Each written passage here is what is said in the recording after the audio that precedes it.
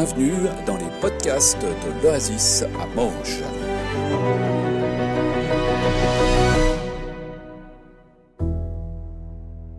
On va commencer avec un texte biblique dans 2 Corinthiens 5 au verset 20. Il y a 3 slides qui vont suivre.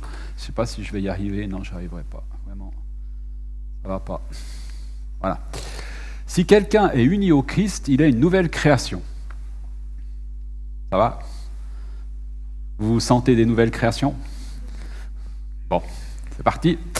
Ce qui est ancien a disparu, une réalité nouvelle est là. En effet, par le Christ, Dieu agissait pour réconcilier le monde avec lui, sans tenir compte des fautes des humains. Est-ce que vous vous sentez réconcilié avec Christ ce matin ? C'est puissant, hein ? Non, mais c'est au fond des cœurs aussi que ça se passe. Il nous a établis pour annoncer cette œuvre de réconciliation, comme Pascal nous en a parlé tout à l'heure. Hein. On n'est pas juste là pour être dans notre bulle, on est aussi là pour aller plus loin, annoncer cette œuvre de réconciliation. Donc des ambassadeurs envoyés par le Christ. Nos lettres d'accréditation, on les reçoit de Christ, en fait. Hein. Et puis, alors on négocie un peu moins avec le pays dans lequel on est. Hein, mais le parallèle a ses limites. Des ambassadeurs et des ambassadrices envoyés par le Christ. C'est comme si Dieu lui-même adressait son appel par nous. Nous vous en supplions, au nom du Christ, laissez-vous réconcilier avec Dieu. Ça, c'est le message qu'on a à apporter, en fait. Hein.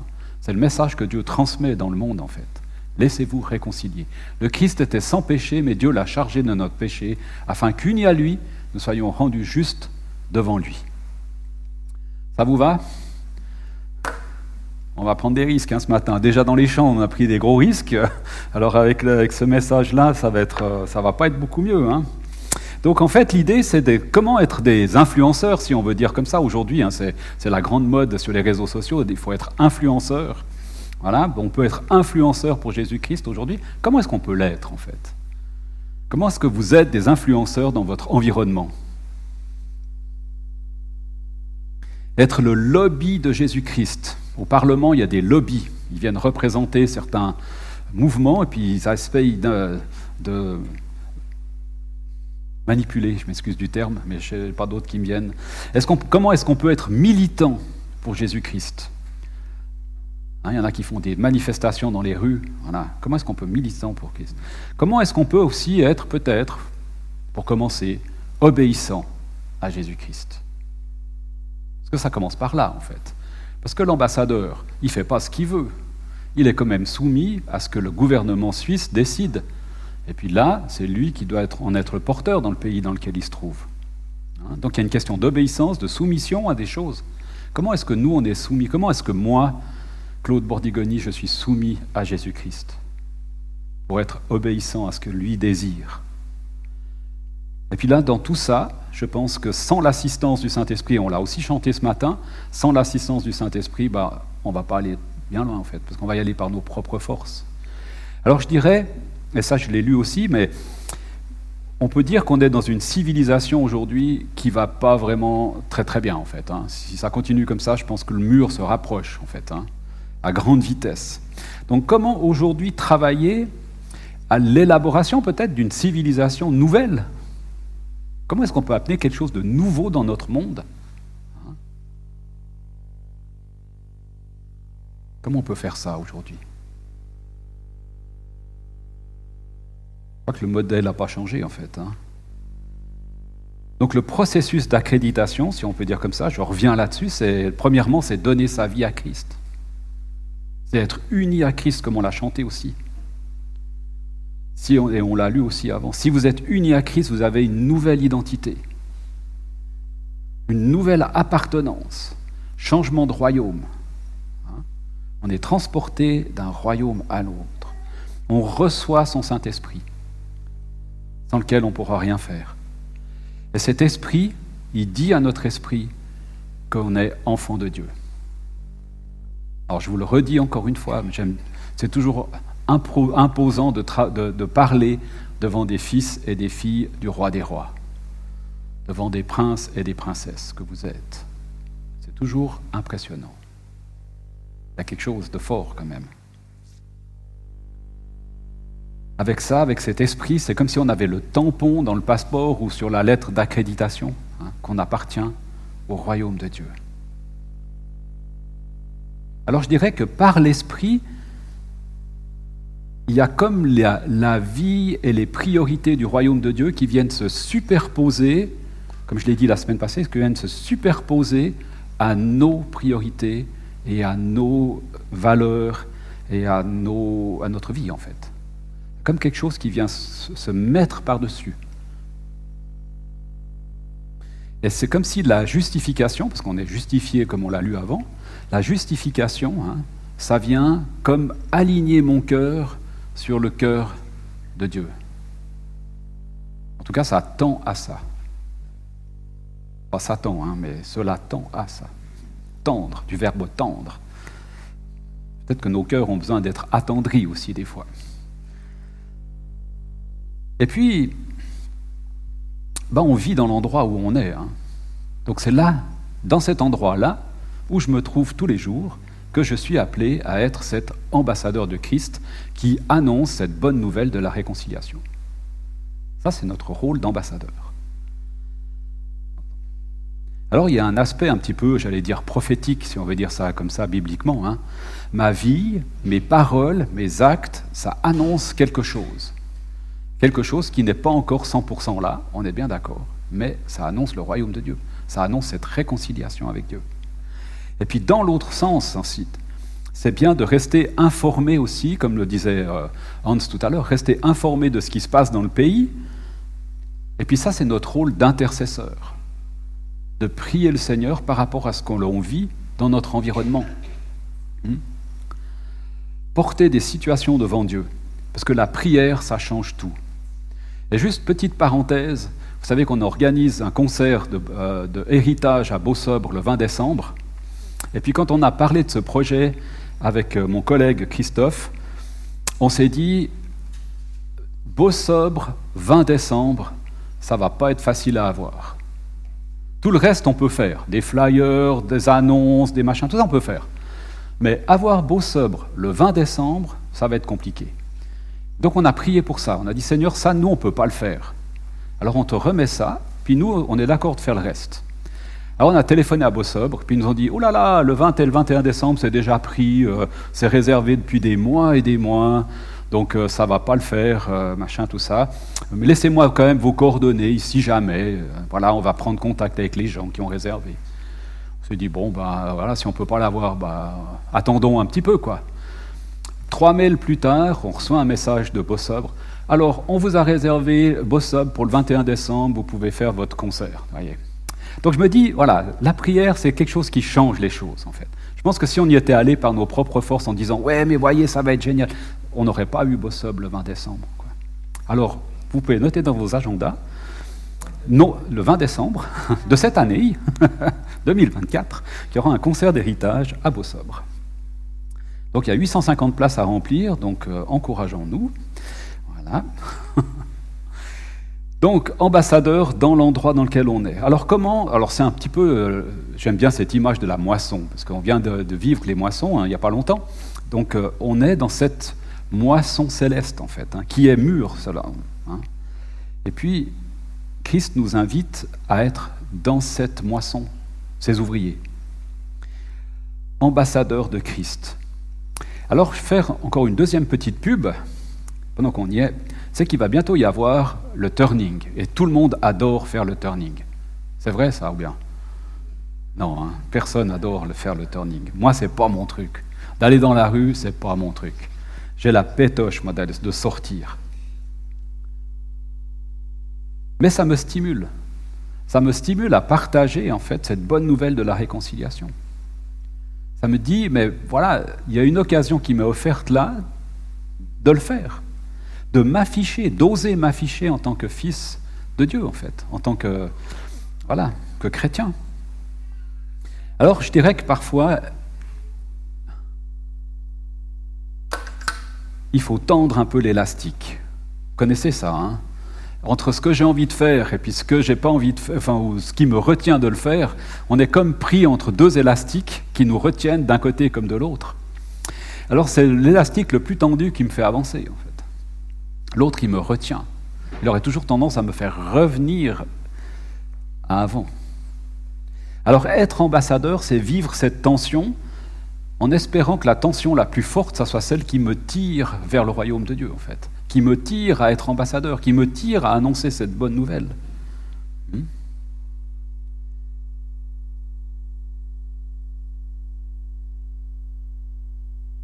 Être ambassadeur, c'est offrir de l'espérance autour de nous. Et j'ai même trouvé sur Internet une possibilité d'avoir un passeport chrétien. On peut avoir le passeport, en fait, avec l'autorité du royaume des cieux, etc. Enfin, je veux dire, il y a des mouvements sur Internet, vous trouvez des trucs juste magnifiques. Enfin, ou pas. Mais voilà. On est accrédité par Dieu lui-même comme représentant du royaume de Dieu tous les jours. Voilà. Et dans ce cadre-là, on ne peut pas faire ou dire tout ce qu'on veut, en fait. On est dans une certaine direction, on est conduit dans un certain sens. Peut-être entrer d'abord dans l'obéissance du roi. Quand on parle de royaume, on parle d'un roi. Comment est-ce qu'on obéit au roi des rois? On n'aime pas tellement les mots obéissance, soumission, ces machins-là, ça ne nous parle pas trop ces temps. On n'aime pas trop obéir, en fait. Pourtant, on est dans un royaume où il y a un roi qui nous dit des choses. Et il ne nous le dit pas n'importe comment, il nous le dit avec amour. Là, j'aime bien ce panneau, parce qu'en fait, le fond, s'il n'y avait pas l'amour au fond, ça serait franchement un peu violent, quoi. Hein. Mais il y a l'amour de Dieu qui est au fond de tout ça. Quand il nous dit qu'on est ambassadeur, puis qu'on est envoyé dans le monde pour annoncer la réconciliation, il y a cet amour qui chemine avec nous, qui est le fondement, en fait. Sinon, ça serait hyper violent, en fait. On serait vraiment dans la guerre, et on l'est, en fait, d'une certaine situation, d'une certaine manière. Une guerre spirituelle, on est dans une guerre spirituelle. Vous vous rendez compte qu'on est tous des guerriers, quand même, là, ou bien? Mais des fois, les épées, elles sont un peu rouillées au fond de l'étui, il me semble, mais en tout cas la mienne. Mais j'essaye de la sortir de temps en temps, puis ma femme, elle dit « Non, mais fais gaffe, c'est dangereux, ce truc. » Alors j'ai dit « Je l'arrange, quoi. » Non, c'est pas vrai. Je plaisante.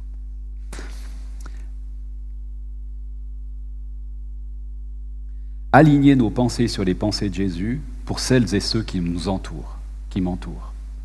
Recevoir sa compassion pour ces personnes et ces situations.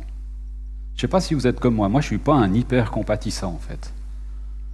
Ce n'est pas mon point le plus fort, en fait. Mais il y a des situations, il y a des personnes, il y a des moments donnés où tout d'un coup, mon cœur est touché, en fait. Mon cœur est touché par ces personnes, touché par des situations. Ça arrive, en fait. Même si je ne suis pas un hyper compatissant.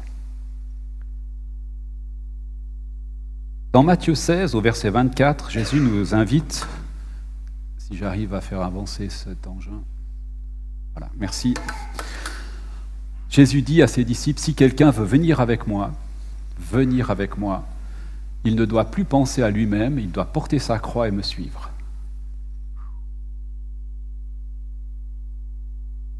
Ça coûte cher de suivre Jésus. Hein. Ça coûte ça, en fait.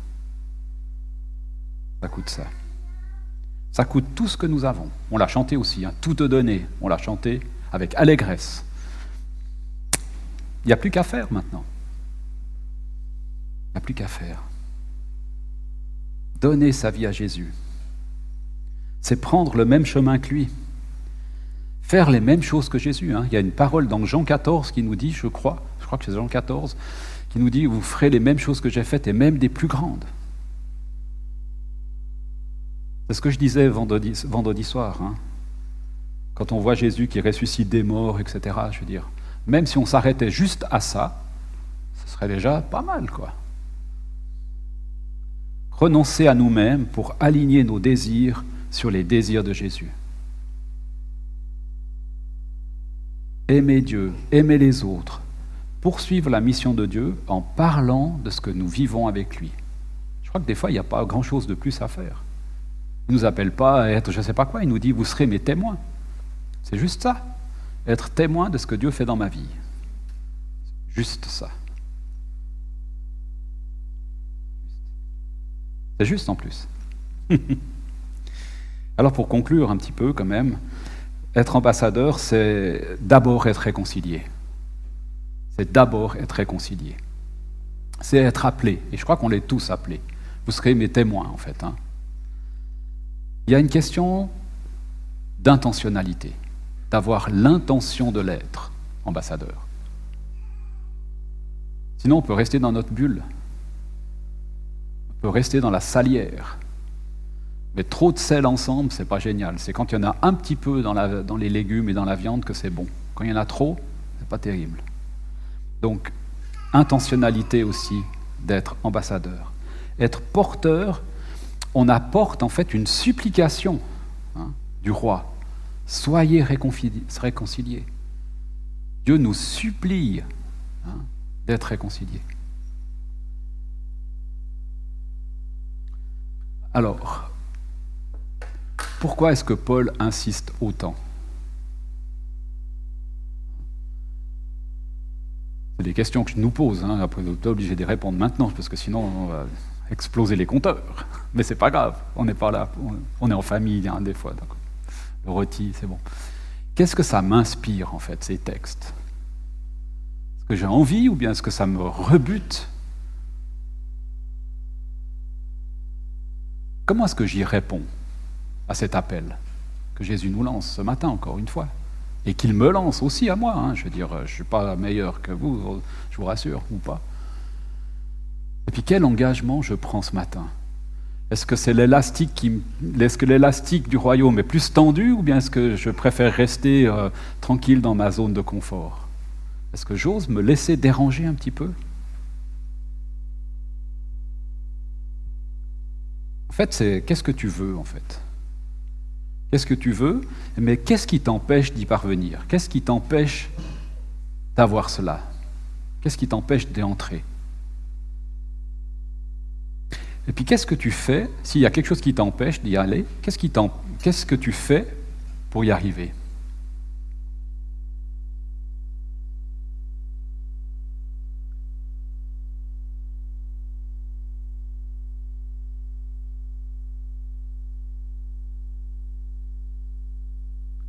J'aimerais conclure simplement en laissant ces questions-là et puis dans la prière. Seigneur, c'est vrai que tu nous bouscules un peu, tu me bouscules un peu ce matin avec ces textes, avec ces appels, avec cette remise toujours en question finalement que tu nous relances souvent ces derniers temps au travers de ce texte d'aujourd'hui, d'être porteur de la réconciliation, d'être ambassadeur du royaume, d'être dans le monde et d'apporter quelque chose de nouveau, de différent, de magnifique, puis en même temps de tellement dérangeant pour nous, en fait, d'être ces porteurs. Et moi, j'aimerais te demander, Seigneur, que ton esprit travaille nos cœurs, travaille mon cœur, pour que là où je suis dans mon quotidien, je puisse toujours plus, toujours mieux être porteur de cette réconciliation, porteur de ce message d'espérance qu'il y a en toi, porteur de simplement les valeurs de ton royaume dans mon comportement, dans mes paroles, dans mes actes, et que ton amour prenne toujours plus de place en moi, dans nos cœurs, et que l'élastique, en fait, finalement, qui nous attire à venir vers toi, à être toujours plus témoin de ce que tu es dans nos vies et de ce que tu fais pour nous, que cet élastique-là se tende toujours plus pour me faire avancer, nous faire avancer dans les projets que tu as pour nos vies, Seigneur Jésus. Alors que tu sois béni, glorifié au travers de nos témoignages, Jésus. Amen.